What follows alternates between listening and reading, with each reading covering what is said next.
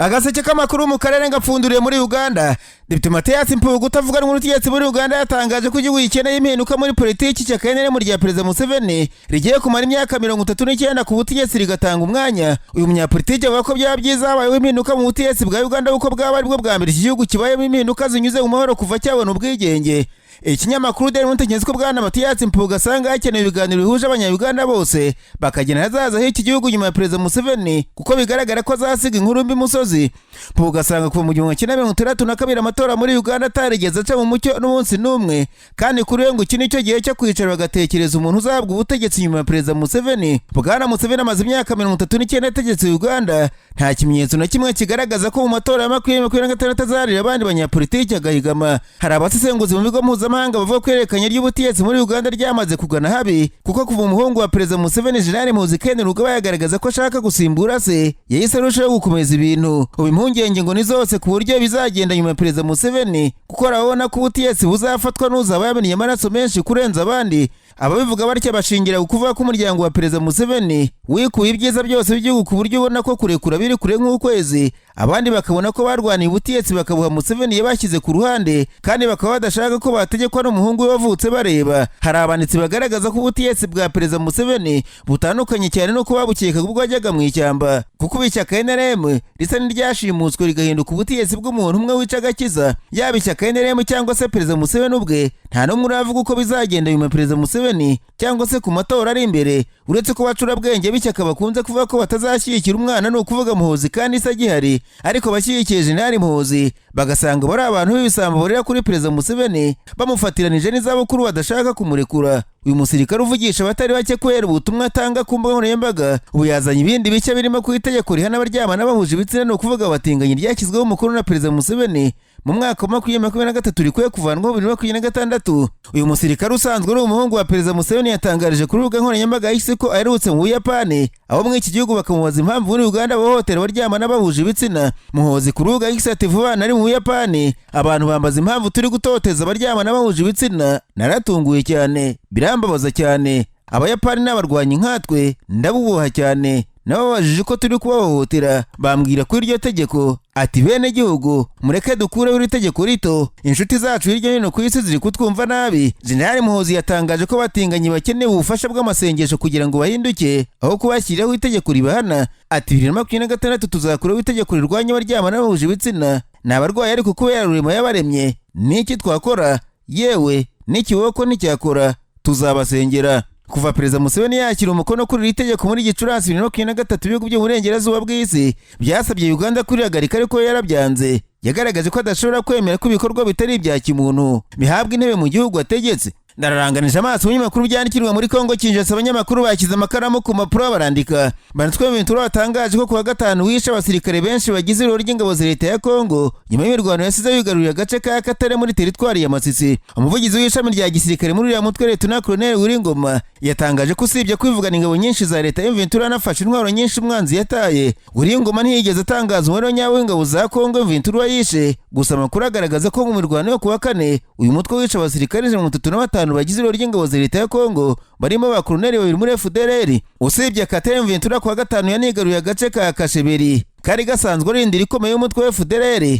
dore ko usibye kugageramo ibirindiro bya gisirikare umutwe unafite ibikorwa remezo birimo n'amashuri makuru. Ifatwa ry'utwo duce twombi ryafunguriye M23 amarembo yo kuba yakwigarurira noneho santere ya Masisi iri 8. Umuyobozi ushinzwe diaspora muri M23 Manzi Ngarambe Willy yatangaje ko ubwo abarwanyi babo bafataga Katare FDLR yirukanse. Ataba FDLR bari muri Katare bari kuri kibuno mpamaguru. Katare yafashwe ku gicamunsi cyo kuwa gatanu nyuma y'imirwano ikomeye yahanganije abarwanyi ba M23 n'ibiro ry'ingabo za leta ya Kongo zirimo FDLR kuva mu gitondo. Abarwanyi ba M23 bafashe Katare nyuma y'ibitero bagabweho n'ibiro ry'ingabo za leta mu bindiro byabo birimo Kahira na Buhimba muri grupumo y'abashari Mukoto muri Masisi. Ifatwa rya Katare ryateye ubwoba Juvenal Manubo, woza ari umudepite mu nteko ishinga amategeko ya Kongo, agaragaza ko rishobora gutuma santere ya Masisi ifatwa ndetse M23 ikaba yanageriwa rikara basanzwe avuka. Munubo basabye ingabo za leta ya Kongo kuba kabiri ingufu ziri gukoresha mu rugamba mu kwirinda ko M23 yakomeza kwigarurira utundi duce muri Kongo Kinshasa. Ariko kandi haravuga abasirikare 50 bitwaje intwaro bambutse umupaka bajya muri Uganda ku ngufu baturutse muri teritwari ya Mahagi mu ntara ya Ituri. Ikinyamakuru Chimp Report cyo muri Uganda cyenzwe ko abasirikare bambutse bakajya mu karere ka Zombo gahana imbibi na Mahagi. Icyambukije abasirikare nk'uko amakuru abivuga ngo hari umuyobozi mu nzego z'ibanze mu karere ka Zombo muri Uganda baba barafashe igice cy'ubutaka bwa Ituri akakorera ubworozi. Abo basirikare bakaba bagiye kubohoza ubutaka bwabo. Icyo kinyamakuru cya Uganda cyenzwe ko uyu mutegetsi mu nzego z'ibanze yabana nahakiza umushinga wo kuhira wari kuzafasha abaturage barirwa mu bihumbi batuye ahangaha, cyane ko aba baturage ba Mahagi n'abazombo bose bahuje imico hamwe ngo banagira indangamuntu imwe atitawe ku gihugu ukomokamo kuko bahuje ururimi n'umuco. Nubwo abategetsi mu nzego z'ibanze muri Ituri bagiye mu karere ka Zombo bitwaje ingabo, amakuru aturuka yavuze ko nta kurwana kubabayeho, bumvikanye abanyekongo barataha kubera ko ugaca abanya-Uganda bakagabanya mu myaka myinshi ishize. Ni nyabije muri Kenya abanyamakuru bicaye imbere ya mudasobwa barandika. Banitswe Rigathi Gachagua wahoze ari visi perezida wa Kenya kaza kweguzwa yikomye abambari ba perezida William Ruto bamugira nka nyirabayazana yazana ibibazo igihugu gifite. Yavuze ko abadepite babyumvise batyo bakamweguza bazi ko ubukungu bucya bwazamutse bibeshye cyane. Ikinyamakuru tuko akadomo ke cyanditswe Bwana Gachagua kibwira abaturage ba muntu Kenya ko bagomba kumwizera aho bazabageza nubwo atahavuga. Uyu munyapolitiki asanga niba nta gikozwe ngo bakikuye bene wabo bahabwa umurongo muzima ako karere kaba kerekeza ahantu habi. Bwana Gachagua avuga ko nta mwikomo afitiye abadepite bamweguje, ariko bagomba gusaba akarere kose imbabazi kuko atari we bahemukiye gusa ahubwo na muntu Kenya yose itarebewe izuba. Muri Kenya hari amakuru avuga ko abantu benshi bari kurirwa irengero kandi bose bagahurira kuko batumva imitegekere ya perezida William Ruto. Rigathi Gachagua yavuze ko nubwo bwose perezida Ruto yigira umwere ku baturage bari kurirwa irengero ndetse n'abashimutwa igihe kigeze ibinyoma bikamushirana kuko nta kibata kizi nka perezida. Perezida Ruto avuga ko adakwiye kubazwa abantu barirwa irengero kandi hari polisi, ariko Gachagua wese ko abyumva kuko iyo utegetse igihugu bazwa n'ihene y'umuturage yibwe. Naho ku muturanyi wa Kenya witwa Tanzania nawe yatangaje ko kugeza ubu nta munyamuzambike urambuka muri Tanzania yanyuze mu ntara zo mu majyepfo y'igihugu ashaka ubuhungiro kubera imyigaragambyo ikaze iri mu mujyi wa Maputo. Imyigaragambyo ivuga ko yahitanye batari bake ndetse kuri uwo bategetsi ba Malawi banditswe bamaze kwakira abantu barenga 2,000 bahunga ibera muri Mozambique. Amakuru avuga ko kuwa gatanu ibikorwa byose byahagaze mu mujyi wa Maputo kandi ngo abantu bafite ubwoba nyuma y'uko imfungo 500 zicikiye gereza kubera imyigaragambyo y'ibintu muri icyo gihugu. Ni imyigaragambyo yakurikiye amatora. Agaseke k'amakuru mu karere ngapfunikire mu rundi abanyamakuru bakojeje ba muri no barandika. Banditswe umunyamabanga mukuru w'ishyaka David riri ku butegetsi mu Burundi Bwana Reverien kuri yagaragaje ko leta y'u Rwanda idakwiye kwibaza ku bufatanye ingabo z'igihugu cyabo gishinjwa kugirana n'umutwe wa FDLR. Mu kiganiro n'abanyamakuru cyabereye mu ntara Makamba kuwa gatanu, Ndikuri yasabwe n'umunyamakuru kuvuga ku mpungenge u Rwanda rwagaragaje mu gihe ubufatanye bwakomeza. Uwo munyamakuru yashingiraga ku butumwa bwa Minisitiri w'Ububanyi n'Amahanga n'Ubutwererane mu Rwanda Bwana Olivier Nduhungirehe wagaragaje ko Burundi budakwiye gukorana n'uyu mutwe wa genosideri cyane ko ufite umugambi wo kuruhungabanya. Ubufatanye bw'ingabo z'u Burundi na FDLR ntabwo bwavuzwe n'u Rwanda gusa kuko bugaragazwa muri raporo y'iperereza impuguke z'umuryango w'Abibumbye zakorewe muri Burasirazuba bwa Kongo zagaragaje ko byifatanya mu kurwanya umutwe w'Ventura muri Kivu y'Amajyaruguru. Leta y'u Rwanda imaze yigaragaza impungenge zo kuri ingabo z'u Burundi n'iza Kongo zifatanye n'inyeshyamba za FDLR mu kurwanya umutwe w'Ventura. U Rwanda rufata imikoranire ya ziriya mpande ukoresha tumwe ikibazo ku mutekano warwo binajyanye no kuba Perezida Felix Antoine Tshisekedi na Evariste Ndayishimiye bareruye ko bashyigikiye umugambi wa FDLR wo gutera u Rwanda mbere yo guhirika ubutegetsi bwa Perezida Paul Kagame. Ndikuri yo kw'icyo kibazo ati none u Rwanda ibya Kongo rubijyemo rute? Kongo n'u Burundi bufite umubano wo gufashanya mu bya gisirikare, none u Rwanda rubijyemo gute? Mbese iyo mitwe bashinja jenoside hashize imyaka 30 abasirikare b'u Rwanda bajya muri Kongo kwirwanya